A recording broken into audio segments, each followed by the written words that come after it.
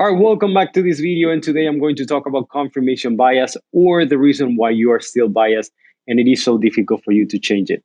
Now, before we start, I actually wanted to confess that I've been struggling with this video because I didn't want to cut any important information. And I decided that this is the crucial information that you need to have in order for you to not only understanding confirmation bias, but in order for you to understand how the confirmation bias interacts with other biases in the future. So seeing all the slides that I've come up with, I can foresee how this is going to be one of the longest, if not the longest video that I'm going to make. However, to make it easier and to not bore you to death, what I decided to do is to break it down into different videos. So this is going to be part one, but again, this is going to be a multiple parts. Hopefully, it's just going to be into two parts. So without further ado, let's start with one idea. So imagine that you're dropped off at a location that you've never been into, and this is the end of the road. Someone dropped you off, and then you only can see from there a forest. That's it. And coming back would be impossible. You're there in the middle of the forest, and it's kind of dark, not night completely, but it's about to get very dark. And then you start wondering, should I continue walking? Should I stay in the same position? Should I look for shelter? Should I try to make my own shelter here? So some of these questions are the questions that our ancestors actually had to go through.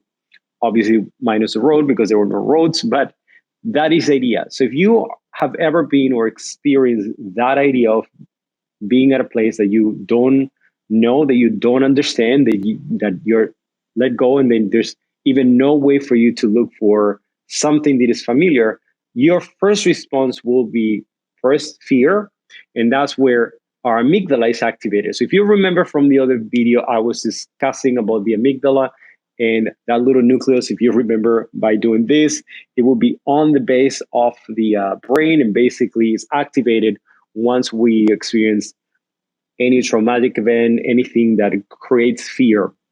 So again, the amygdala is activated, but immediately after that, after you look for the shock, because the amygdala is what basically tells you, get out of the situation, you're dangerous. But after that feeling of being in danger, the second response is going to be, all right, so I need to look for something. I need to look for a way for me to solve this problem. I need to be safe. Now, obviously, the questions that you're going to ask yourself is, as I said before, should I stay here? Should I go back because the road is something that is familiar because I was let go there? Maybe a car is going to pass. Or maybe you're the type of person who think, well, if I go back into the car, maybe that's a little bit scarier. I don't know the type of car that are passing through this or would pass at this time of the night.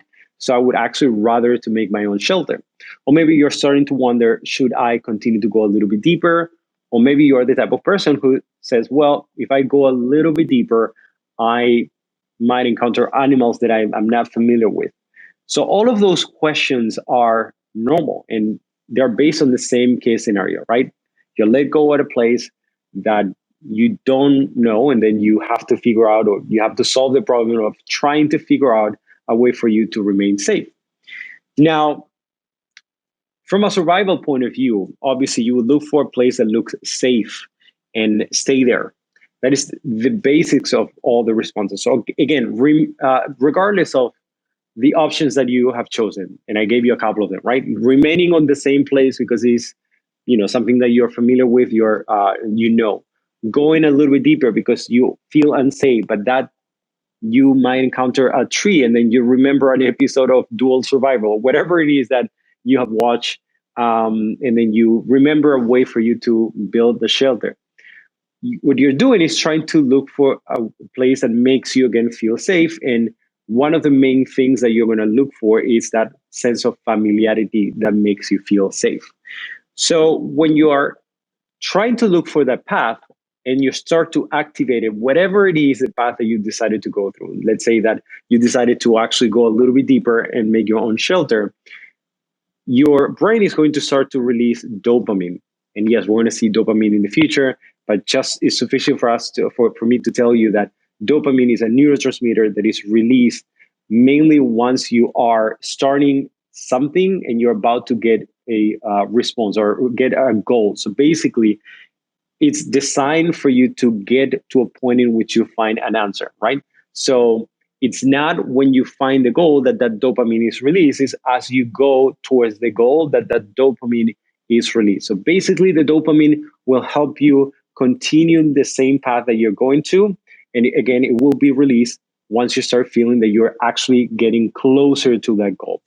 Um, so now you're actually feeling safe. And that is one of the main things that I wanted to discuss because there's obviously an enormous difference between feeling safe and being safe. Because what if you chose to actually get a little bit deeper and make your own shelter, but there are bears there and you have never encountered a bear? You cannot even look for clues to find a bear. And all of a sudden, there's a gigantic, excrement from a bear, but you could not make a distinction between that and of a dog. And then obviously now you're in danger, but you have no idea. However, your brain at that moment, building the shelter, makes you feel like you're safer than you were before, even if in fact you're actually a little bit less safe. Now, that also brings me to the next thing because I wanted to discuss that idea of being safe and not feeling safe. The importance here is that you feel safe, not that you are actually safe. And now, not knowing your surroundings, meaning not knowing exactly what's going on around you, also meant death. In the past, there's no distinction. That was how our ancestors would feel. In this case, if you didn't understand your surroundings, you immediately went into panic because you were under a constant pressure, a constant reminder that you could die because an animal could kill you or because you're eating the wrong thing. So again, a lot of our brain was developed to look for this safety. Now, as I said before, the coping mechanisms are going to try to look for something that gives you that sense of security. And a lot of the times that comes from looking for something that is familiar to you. Now, let's go back to our ancestors. And as I said before, although, yes, I introduced that idea, I wanted to go a little bit deeper into what happens to our ancestors. So, as I said before, not knowing our surroundings often meant death.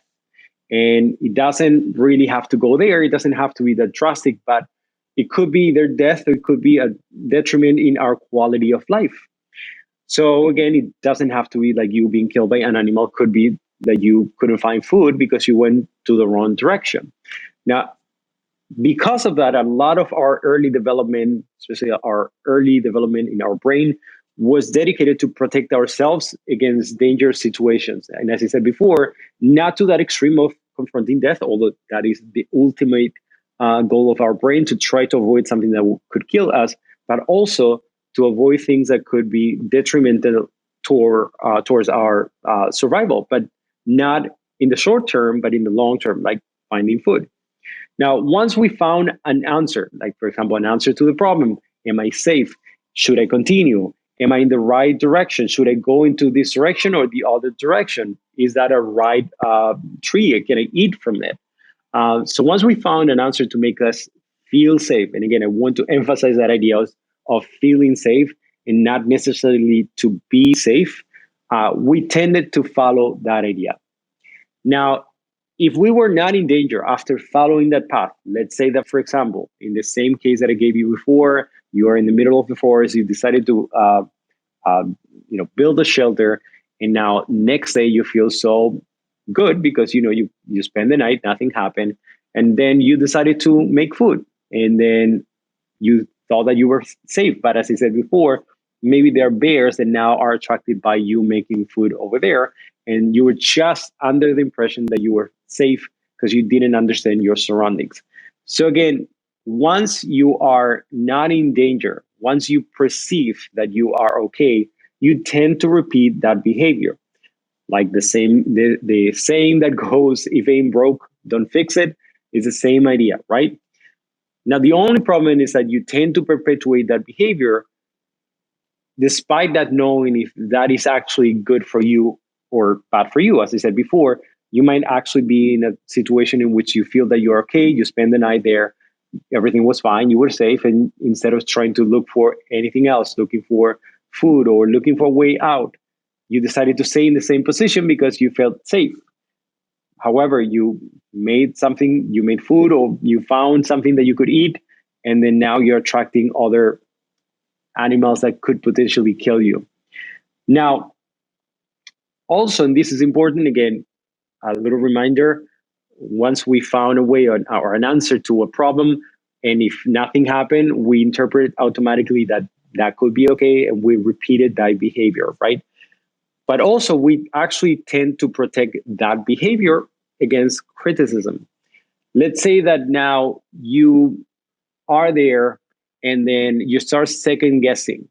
So now, yeah, that second guess would be, oh, maybe I should move there, maybe I should do that. But immediately that you do that, you're starting to feel a little bit of panic. Why? Because now is the fear of going to another place that you also don't know. And yes, if you think about it from an objective point of view, you still don't know that situation. But if you were there, you probably think, well, at least this is familiar to me now. So let me spend more time here. But again, as I said before, the reality is different. So again, a lot of our behavior, I want to make sure that we understand this, was developed to first identify when something was bad and something was good. And once we found a solution to a problem, and this has to do with the heuristics that we discussed in the other video, once we find a solution, if the solution didn't bring a bad outcome, we might repeat that solution. We might actually continue with that behavior because so far so good. I haven't encountered any problem with that, and I repeated that behavior. Now, moreover, if I repeat that behavior many times, now I'm actually not only familiar, but that behavior itself makes me feel safe.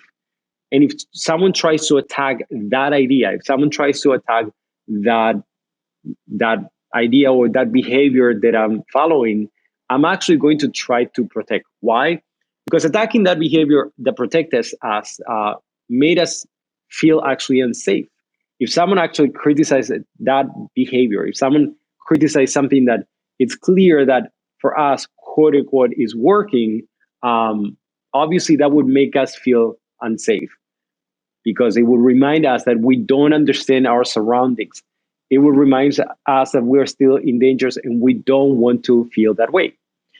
Now, our development again was not only focused on finding ways to feel safe, and I want to emphasize that idea of feeling safe versus being safe, but also to protect those ways. Once we find a solution, we stick to it because it reminds us that at least that makes us feel safe. Now, that was our ancestors, and I've been talking about from a primal point of view. But in modern times, we have modern problems. Yes, we might not be looking for shelter all the time, right? But we have different problems. I'm going to paint you a picture, probably going to look familiar to you. So, looking through YouTube or Facebook, hours and hours have passed. And now you're starting to feel frustrated because you're starting to read and watch certain videos and reading some comments about something that you're not only passionate about, but you are certain about that subject.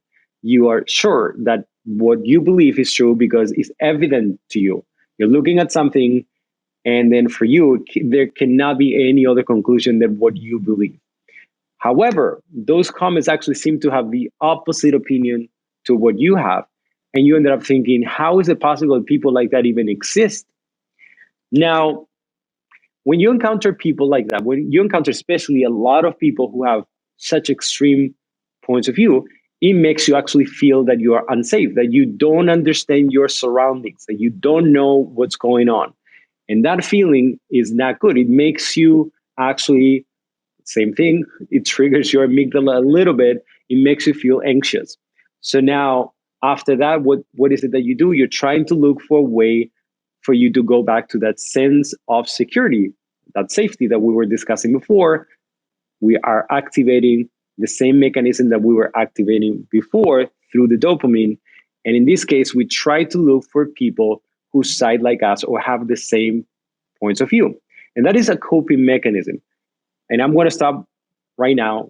There's nothing wrong to look for people who side with you. In fact, some of it, as I discussed before, is in the balance. And the most important thing is to find a balance between people who side like you and people who are opposed to you. Because as I said before, being always surrounded by people who don't think like you will also have a um, detrimental consequence on your life, or at least the way that you perceive yourself.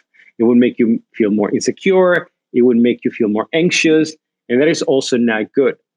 But also, it's not good for you to go to the other extreme and looking exclusively for things that are only siding with you, for people who think like you and act like you. But again, I need you to understand now that this is just a coping mechanism. We all feel unsafe and we look for familiarity, and that makes us feel safe. Now, I want to also do a reminder on the things that we were discussing on the other video, on confirmation biases and biases in general. If you remember, confirmation bias is a bias for which a person pre-selects information to confirm their preconceived ideas. And probably you're wondering, well, what does this have to do with what you were just discussing? Well, when I'm saying pre-selects information, that also includes the people who thinks like you, people who seem to have the same opinions as you do. So again, it's a bias for which a person pre-selects information to confirm preconceived ideas. So it's not only that I'm rejecting the things that prove me wrong, because that will be into extreme, is that I might even discard all the things that don't prove me right. Even those things that don't necessarily contradict me, I'm just going to select that information that proves me right. Because as I said before, this is all just a coping mechanism. Now, I also want to remind you that biases played an important role in our survivals as a species. Why? Because I don't want you to be jumping already into, well, confirmation bias, this is always wrong, this is always bad. Yes, definitely confirmation bias is not good to an extreme, but remember that we all exhibit confirmation bias at some point, and not all is bad. As I said before, these had an enormous benefit, at least to detect what things were good from what things were bad. And yes, sometimes this is like any other system, not a perfect system, and it gave you the wrong answers, but it was a system nonetheless that saved you many times. So as I said before, there are historical benefits in of heuristics and biases. And for example, as I said before, knowing where to hunt and what berries you should eat, what berries you should not eat, all of that comes from heuristics and from discarding or having an understanding of what things are good and what things are bad. And yes, some of them are biased. You might not like red fruit, and then you might associate that with something negative. And obviously, there's nothing wrong with that fruit. And in fact, that fruit actually might be very good for you. But that is the same system that you use to identify a potential threat. So again, it is important for us to remember that idea that heuristics and biases actually participate in our well-being, and it's not a perfect system, it is a faulty system, but it's a system nonetheless. And how heuristics contribute to the formation of biases. Again, um, that idea of the system that is not perfect is what actually led us to have biases. And now we also talk about at the basis of it, at the basis of all of this, of the heuristics, of why do we have a system, such system that forced us to look for things that were good, things that were bad, to come up with answers. And remember the system one and system two that we also discussed, the processes that are fast, system one, and the process that is slow and that makes you think a little bit more, the system two. At the basis of all of that is that idea of our need to be safe, our need for people to feel safe. And again, I wanted to remind people of that idea of feel safe and not to be safe, because this has nothing to do with reality. It has to do with how we perceive the reality to be. But the problem again is that this system, as I said before, is not a 50-50 system. It's a skewed system. And it's skewed because, as I emphasized, it's a system that is more focused in dangerous things, things that could be potential threats to us, and how to avoid them, than it is to things that could actually give us more, uh, fulfill us more, even contribute to our well-being. So again, between two different things, one being food, or two, protecting ourselves against animals, my focus would be on protecting ourselves against potential dangerous animals, even if that is at a cost of me not eating. So I want you to think about that because it's not a good system. And it's also that faulty mechanism that makes us focus more in one thing than the other one. Now, let me actually go a little bit now in history. Yes, we have that idea of our ancestors, but how that started to develop once we have societies, because obviously our ancestors live in within tribes, and there were small tribes, and they sometimes travel alone, or even some families. But what happens when we actually start melting with other people? And that's when that idea of leaderships and leaders start to appear. So leaders appear to give leaders appear because they seem to give that people that sense of security that I was discussing before. It could be a security, meaning feeling safe because I feel that they are going to protect us against a different tribe that is trying to attack us. But it can also be something like I feel safer because that person is giving me shelter, it's giving me food. I don't have to think about that anymore. So remember that it doesn't have to be so extreme that always we're going to be thinking about death. It could be as simple as I don't want to start starving tomorrow, so I want to be able to find something that guarantees me to have food, and I can just dedicate the rest of my time just to work. So again, leaders appear again just because it seems to give people that sense of security. Now, there's also an important point that I wanted to make. There is importance on confidence in leadership positions. Leaders are not just regular people. They seem to be confident about whatever it is that they do, and they transmit that sense of security. And I want to stop because I wanted this to be clear. So, as I was talking about before, the importance is not on looking for safety, but making me or making myself to feel safe or looking that safety from other people. So we're looking again for people who makes us feel safe, and that includes people who claim that they can do certain things for us. I can fight because I'm bigger, have more weapons, or I have these other people who are willing to fight. Then I will give part of what I have, part of my earnings. It could be part of my work to those people because those people are going to guarantee my safety. Now, there's also an incentive to become a leader. It's not only a one sided thing. The leaders are also actually more interested and invested. Why? Because it gives them more authority. They can now exercise more authority over other people. They can now distribute the work better. They can make literally other people do whatever it is that they want them to do. And it also increases attractiveness. Obviously, if a person now has more power, he or she is going to be a better person for me to spread that generic outcome. So obviously, those two are important to become a leader, and a leader is also aware of that. Now,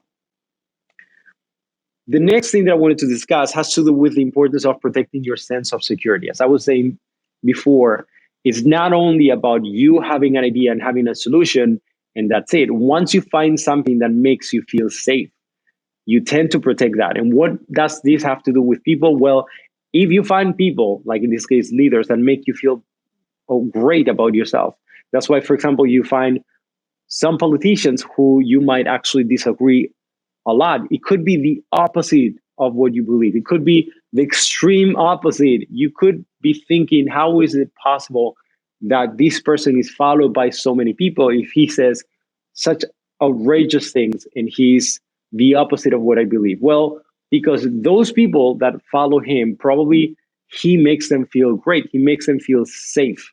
And that is the important thing that we have to watch out. It's not, again, about safety. It's not about guaranteeing specific things. It's about how they, or he in this case, the leader, makes them feel.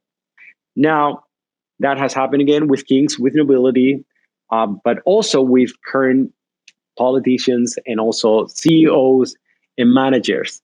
Now, we have the tendency to protect those people, especially again, it's not only people in power, because we tend to also criticize a lot of people in power. We criticize politicians, except the politicians that we side with, because those we need to defend. Why? Because we are safe. We make those people, excuse me, make us feel safe. And that is an important distinction. We tend to defend those people and protect those to the point that we actually sometimes we even contradict ourselves or contradict our logic because those people make us feel safe. Now, what is a possible downside of it? As I said before, uh, there's confident people who say whatever it is that makes you feel safe. Obviously, as a consequence, there's an abuse or the potential for an abuse of power, manipulation, and propaganda. Now, talking about propaganda, you probably are going to think that this is a unique thing that we're living right now, especially with the internet, and it has always been there, but it's not as bad. I'm going to read you a quote, and this is an old quote, but I want you to think about if you can relate to that quote nowadays. We, and I'm quoting, we are dominated by the relatively small number of persons who understand the mental processes and social patterns of the masses. It is they who pull the wires which control the public mind. End quote. So if I read you this, you probably are going to think that this was written a couple of weeks ago, maybe a couple of years ago. In fact, this was written in the 1920s. This is by a book called Propaganda by Edward Bernays. And this is in the pre-internet era, meaning obviously there's no internet at that point. What we had there is newspapers, radio, movies, and television. Obviously, only for those who could afford, because not all of people who live there could afford going to the movies, of course, or having a TV or a radio or the newspapers. The newspapers were a little bit more accessible, but you can imagine like people were struggling and some of them didn't even have access. Now, the problem with that is that in the pre-internet era, in that, it's up to the 90s, all of these was controlled, as I said before, by the newspapers, radio, movies, and television. And the programs or programs, the movies, whatever it is, had a particular agenda or being paid, or they were paid by private interests, which again have their own agenda, their own particular interests, their points of view. And the communication was still one-sided, was very one-sided, meaning the newspaper cast, the radio or the TV station, the people who work there will give you those points of view, but you couldn't communicate with them. You couldn't communicate with them directly. You would just look at them. Then yes, you can communicate with other people in your vicinity, people who you work with, your family. You would talk to them about the things that you have watched or the things that you have listened to, but you would not be able to communicate with those. You wouldn't be able to contrast those opinions. You would just go get those opinions and talk to someone else. Now, as I told you before, I'm going to finish this video right now with this last, but I wanted to introduce that idea of that shift that we enter once we enter on the internet. And I'm just going to leave it on the first era on the internet. And what do I mean by the first era? In this case, I mean the one in which we didn't have social media. So in this case, we only have email, websites, and blogs and forums. So emails was a huge change. Why? Because before the email, obviously, if you had any communication with someone outside your vicinity, someone outside your circle, yes, you could call someone if it lives in a different, but it was actually hard and very expensive to communicate that way. So mostly you would do that by letter. You would have to actually write a letter, send it through the mail, then wait until the person received it and wait for that person to respond. That person then will write you a letter back, and then you would have to wait and then see if that response is all you were looking for. And as you can see, it's very difficult to have a communication. So pre-email, all the communications was, or the majority of the communications were done through the people who you have around. So it was very difficult for you to contrast ideas, let alone to contrast ideas that were from a different culture. So email was the same idea. The only difference is that now you could actually do right away. You could actually send the same information and the other person could actually see what you have to say and respond to you right away. Obviously, it's not only that it's easier to communicate, it's that opens the door for you to communicate with whomever you want. You don't have to be communicating specifically only or exclusively with the person or the people who are in your vicinity. It doesn't only have to be with your friends or family. You could actually make friends with other people who are from other parts of the world. And I'm going to give you an example. What if you were into manga and manga comics, and then you were from a small town and no one else like that? You probably before that would feel like an outcast, like you couldn't even communicate with anybody that you have that passion. So either that passion will die, or you would continue by yourself. But email actually facilitated that. And then obviously, if you have someone now, because you met that person at a congress or some place that people like that those things that you're into, like for example in the case of manga, then you would be able to communicate with that person, and it would not only fulfill that thing that you are passionate about that, but you can actually form a friendship with someone who you have a lot of in common. So now I'm going to discuss about websites and blogs and how that expands that idea of openness to communication.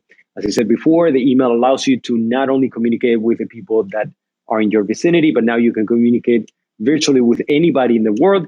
The websites expands on that idea because now you can find websites that share the same passions that you do. You can even build your own website yourself, and you can share your email with other people. And behind that is the idea of sharing whatever you want. So as you can see, so far so good. Nothing bad about it. Then now I'm going to talk about forums. And forums were a type of websites that allowed you to not only look at the content of the website, but it allowed you to also share your opinion with other people. The interesting part with that is not only that, because with websites you could communicate with the people directly, the people who make the websites, but now you could communicate with whomever is looking at the website.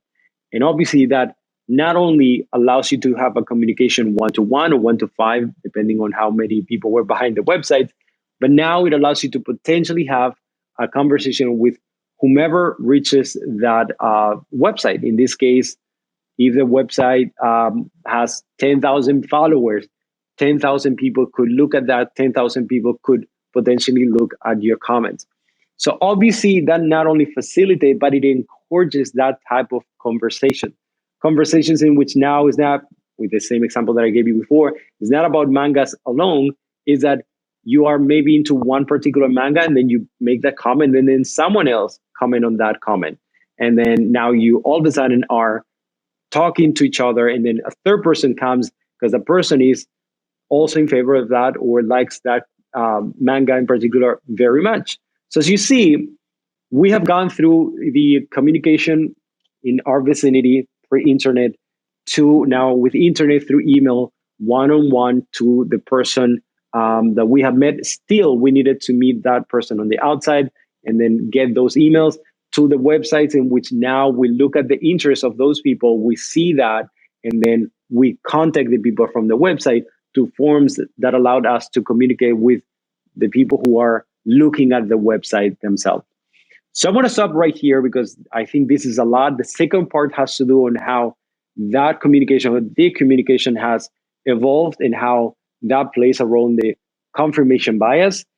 But as I said before, since this is a lot of content, I'm going to break down into two pieces. So this is part one, and see you in part two. Thank you.